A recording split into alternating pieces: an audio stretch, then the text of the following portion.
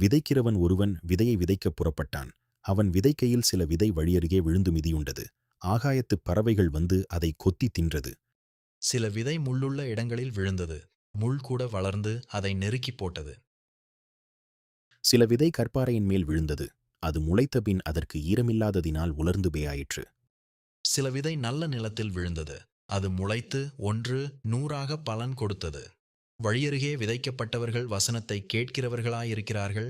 அவர்கள் விசுவாசித்து ரட்சிக்கப்படாதபடிக்கு பிசாசானவன் வந்து அவ்வசனத்தை அவர்கள் இருதயத்திலிருந்து எடுத்துப் போடுகிறான்.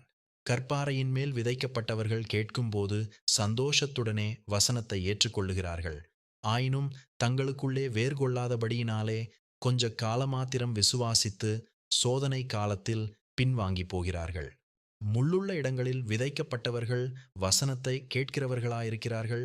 கேட்டவுடனே போய் பிரபஞ்சத்திற்குரிய கவலைகளினாலும் ஐசுவரியத்தினாலும் சிற்றின்பங்களினாலும் நெருக்கப்பட்டு பலன் கொடாதிருக்கிறார்கள்.